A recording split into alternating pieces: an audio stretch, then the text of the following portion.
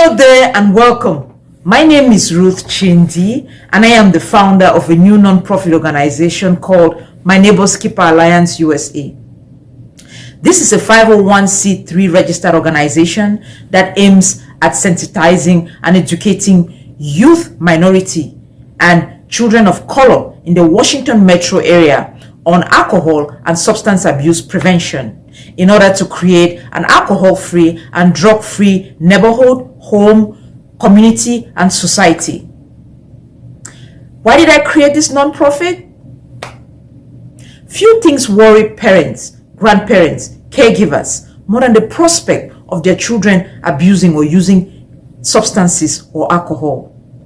These children that are under our care spend most of their time out of our sight and may be subject to influences that are out of our control.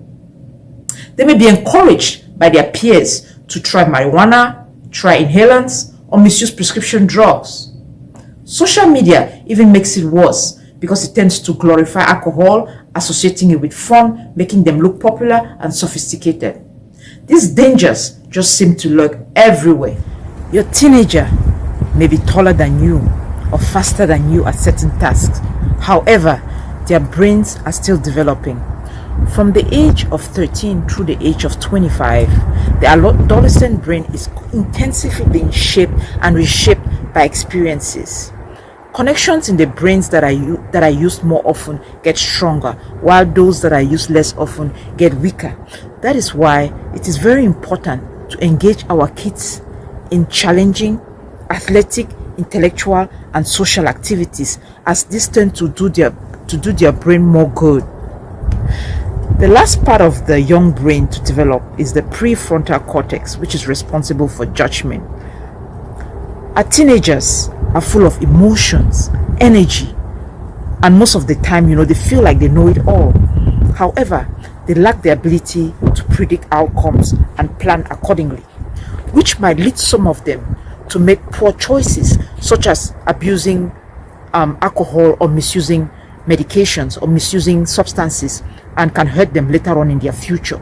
Recent studies have shown that the majority of youths who said they had drunk, and we're talking about more than just a few sips a day, said they did so by the end of their 12th grade. One quarter of them did so by their 8th grade. Over 50% of 12th graders said they had gotten drunk more than once in their lifetime. Secondly, nearly 50% of 12th graders said they had used marijuana. Thirdly, almost 50% of 10th graders and 12th graders said they had tried vaping. And what is vaping?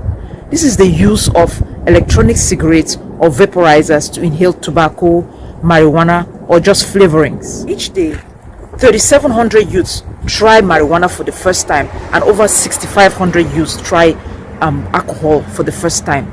In fact, daily smoking of marijuana is more common among teens today than cigarette smoking, including kids as young as 12 years old. Today, drugs cause a death in the United States every 8 minutes. Of the over 70,000 people who died from drug overdose in 2019, over 4,000 of them were kids as young as 15 through 24. That's about 7% of the population. More people die from accidental drug overdose today in the United States each year than from motor vehicle accidents. The long-term consequences of early initiation of alcohol and illicit drug abuse are even more alarming.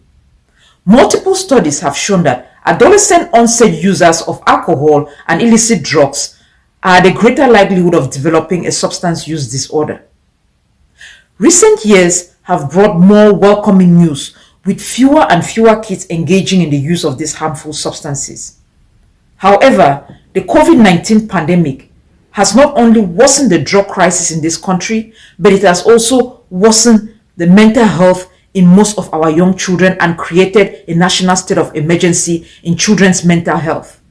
That is why I created My Neighbor's Keeper Alliance USA in order to empower, sensitize parents, caregivers, educators with the tools and resources in creating an alcohol-free and drug-free home, neighborhood, community, and society. Last October 2021, the American Academy of Pediatrics the American Academy of Child and Adolescent Psychiatry, and Children's Hospital Associations declared a national state of emergency in children's mental health that has worsened with the pandemic and issued out the following statement. The pandemic has struck at the safety and stability of families. More than 140,000 children in the United States lost a primary and or a secondary caregiver, with youth of color disproportionately impacted.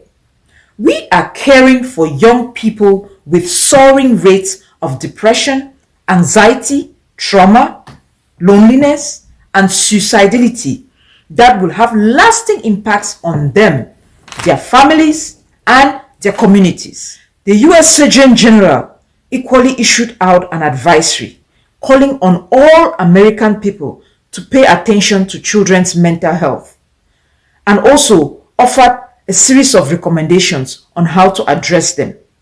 You can find a copy of his advisory on the following site or also on our website. The good news is that you can influence whether or not your child uses alcohol or other drugs. Taking a clear stand against substance use by talking to your children early is a great place to start. The majority of adolescents who start drinking usually do so by the time they're in their 7th or 8th grade. That's usually when they're between 13 and 14 years old. That is why it is important as parents, caregivers, grandparents, and others to start talking to these kids way before they become teenagers and continue talking to them throughout their adolescent years. Adolescents who have a strong bond with an adult are less likely to get engaged in risky behavior. Research has shown that parents have a significant influence on whether or not their children would misuse alcohol or other drugs, especially when parents create a supportive and nurturing environment for children to make decisions of their own. The sooner you start talking to your children about alcohol and other drugs, the greater your chance of influencing their decisions about misusing alcohol or other drugs in the future.